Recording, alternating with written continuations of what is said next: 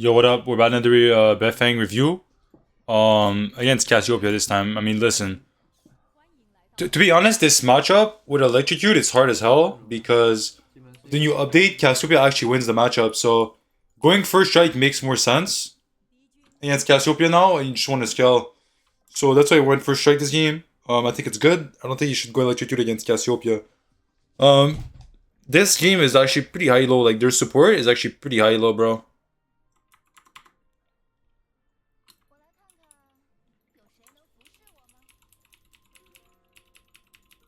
They have Elise.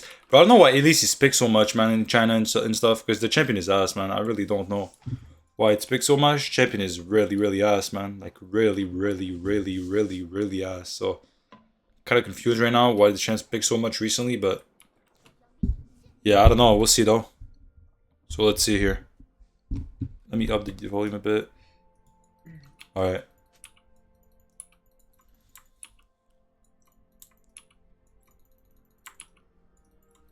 Okay, so he starts red. That's good. Okay, so the first thing I like to do when I get into a game is calculate, should I go Eclipse or should I go Prowlers? So I like to check and every time I think about it. So for example, this game, enemy comp's gonna stack a lot of armor. You already know that because there's 480 in the team, right? So at least it's solo AP. And when you're solo AP, you like to have what's called consistent damage. So an AP champion that could do consistent AP damage. So it kind of doesn't feel like there's a lack of AP damage on the team, right? So for example, Elise is definitely not consistent damage because first of all, she could only get her damage on one person, and even if that, she has to learn the cocoon to make it guaranteed, and on top of that, the champion is just ass, right? Yo, did Riven just get over like that? Bro, what?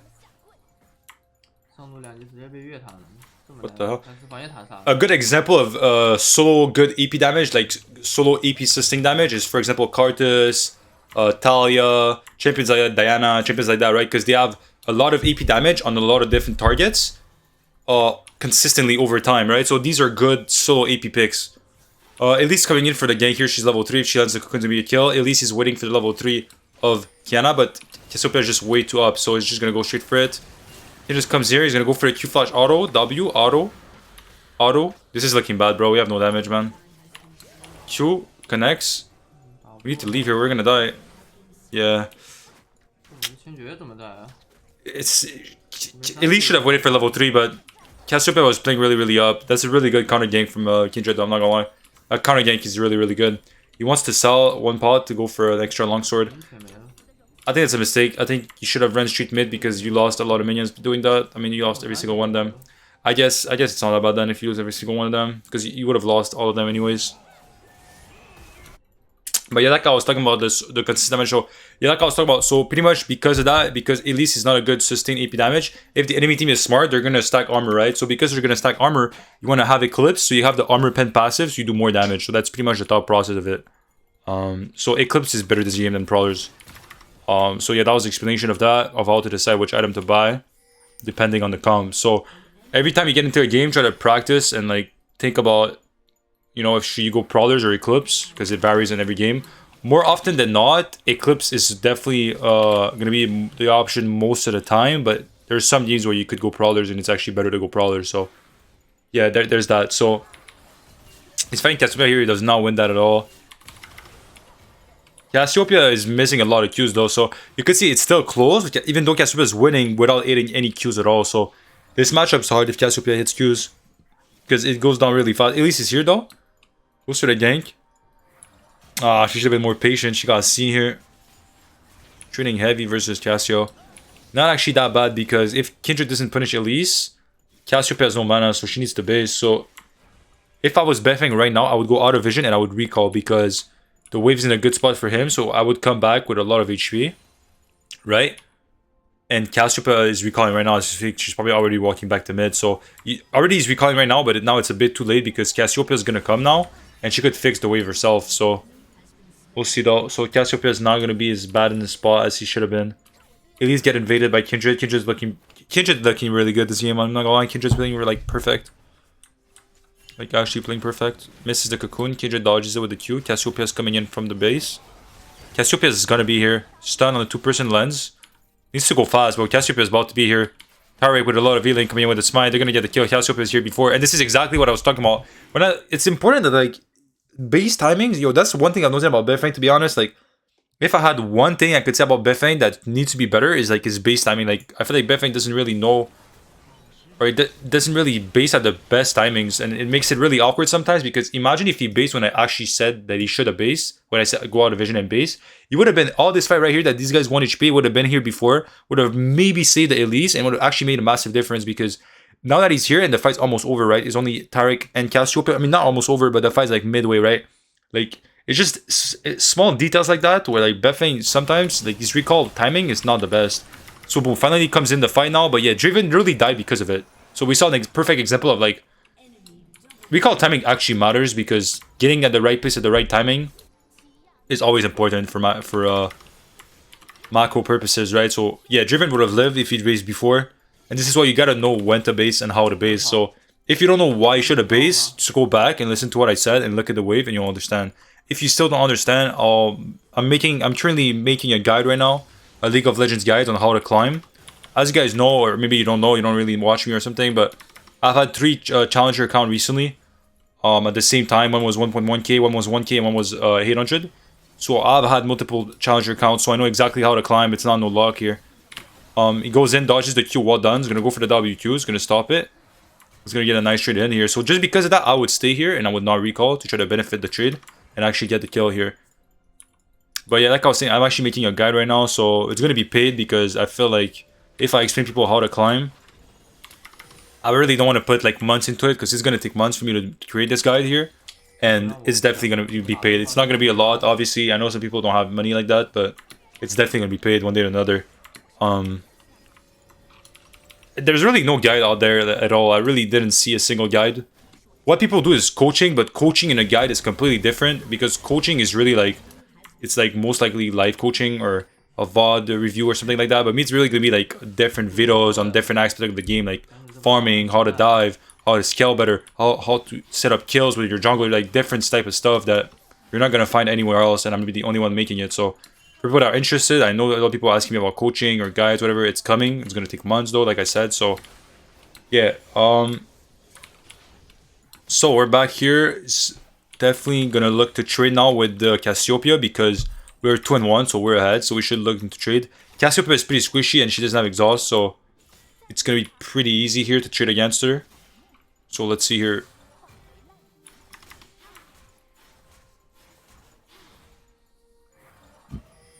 EQ. W, pretty bad W of Cassiopeia. This Cassiopeia is not the best, to be honest. He's pretty ass. I don't know who that player is. I've never really seen this name before, but pretty ass. Pretty ass gank from Kindred as well. Probably was looking for a counter gank or something. Okay, so at this point, keep poking, so you could actually eventually one shot with first strike. I would say that right now you could one shot right now with first strike right now on this wall. I think that's a mistake the way he's playing it. I think he's looking, but I feel like he did a mistake right there.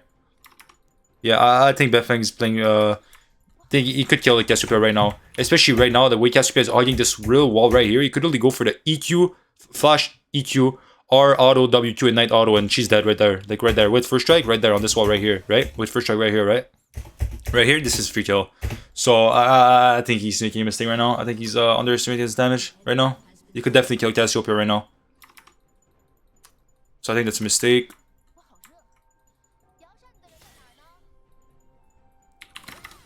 Alright, so here's one thing I just want to talk about generally when you poke like that with Qiyana. So let me take the pen, because we're going to need the pen for this. So as you guys could know, a classic poke technique with Qiyana is you E on the minion, so then you're able to Q and it doesn't hit the minion, right? Like you're pretty much further than this line right here, right? But some people, what they don't keep in mind is they get really close to the minion. Like let's say they go over here and then the E, right? But the duration of the length of the E is fixed. So if they E from here, they're going to end up here, right? So to hit the QWQ, first of all, it's harder because Cassiopeia is way too close. So she could do a small movement and it's going to go wide. But on top of that, then you're in a bad position because you're stuck here after and she could trade back on you. So if you really pay attention to how Beifeng does the poking in lane, he E's from really a bit further away, right? To make sure that the E ends up ending over here. So he has more space here between him and Cassiopeia to be safer, right? The closer you E to a target, the further you're going to go and the more danger you put yourself because you're closer to the enemy for no reason. So just keep that in mind when you use the E on the minions. I see a lot of people don't even know about that, or they don't even notice that, but that's why you see he E's from a bit further than close to the minion, because he end up in a really nice, safe spot over here, right? He missed the Q, but it is what it is. So yeah, just small detail to think about.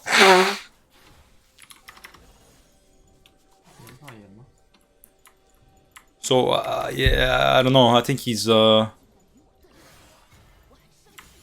trading as fast as he could as well. I would like to see more trades. Like what I like to do and stuff when it's like that is go over here and try to E at an angle like over the other side of the lane, right? There's the, let's say the left side, there's the middle, and then there's the right side. So when people are like that and they hide behind minions versus Qiyana, right? Like this minion right here, this minion right here. I like to go over here, then I E towards a minion to switch sides. So this one right here, so then I could Q from a better angle, and obviously they're not expecting it.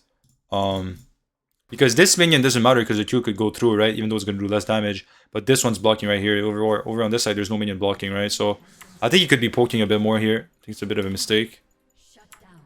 I really think he could one-shot her. Like, I really don't know why he's not doing it. Oh, there it is. Okay, so he's finally done it. And you could see that the whole time he could have done it. Like, it's not like I was delusional or something. He just waited so long to do it. Like, I'm not sure why he waited so long to do it. But, yeah. He got it.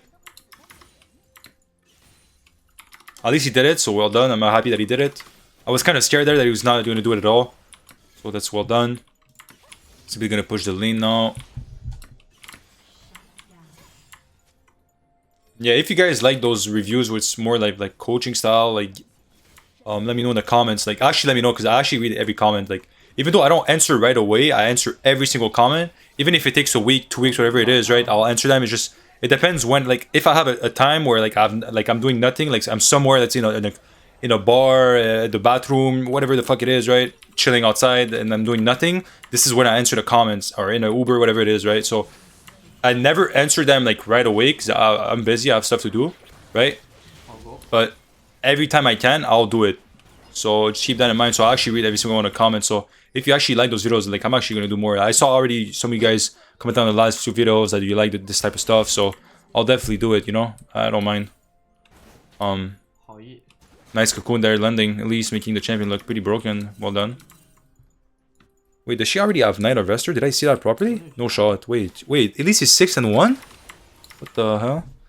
How's that possible? Alright, it's gonna push here. I'm not sure where Cassiopeia is. I did not pay attention, to be honest. But it looks like she stopped, maybe, the way they're pinging. I think she is stopped. So he's roaming top here. There it is. She was stopped. She's gonna hit the Rift. We'll go for a trade with Eclipse. We finally have Eclipse. Yeah, that's what I thought. He would buy Eclipse. So this game, Serpent is only really good for Yon, so I would not buy it. I really don't know what it's. I don't know what this Cassiopeia is doing, bro. I really don't. I wish I knew it, but even if you want to do Rift, she just keeps resetting it, so it's not doing anything. I mean, Kindred has no ult. This is terrible for the enemy team. This is really bad, man. This is really bad. I don't know what they're doing. It's 4v5 though, because Yon's here and Driven's not here. But if he gets a good ultimate, what he should do? Oh, he's dead. He fucked up. Oh, he gets the ult before though, but Taric ultimate gets it out, and he's gonna die. So the mistake that he did here is the spacing is pretty bad here. Cassiopeia R-Flash though, which was a good R-Flash, but at the same time, he kind of played it bad. Personally speaking, it's either you gotta force something before Taric has the option to ult, or you just give it up entirely because Driven is bot and it's a 4v5. The way his team was playing was kind of weird though. They were kind of not really down to contest it, it looks like.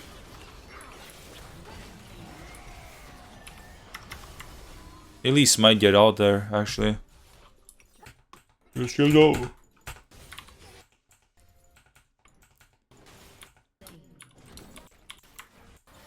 He's gonna grab the jungle and then he's gonna go in Cassiopeia. So let's go over this real quick. Grabs with Bush, walks with Bush, auto, Q, E away. Well done, good trade.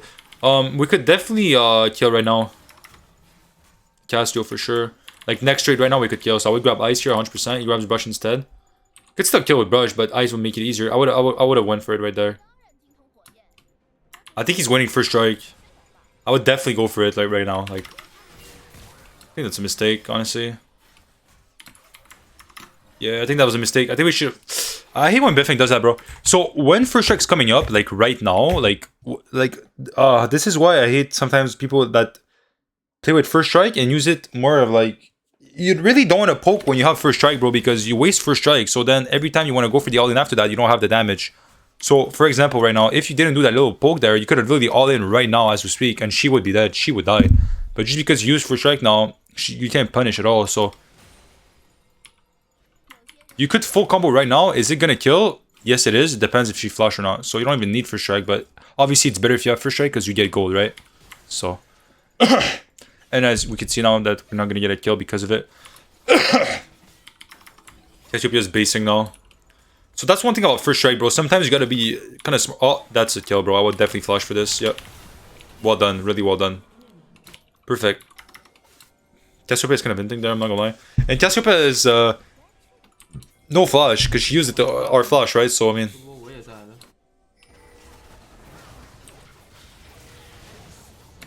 This is good for the stacks of Treasure Hunter here. Wow, well played from Pike there. Q, W, EQ, well done. He's gonna grab the kill, he's gonna recall, he's gonna Treasure Hunter as well.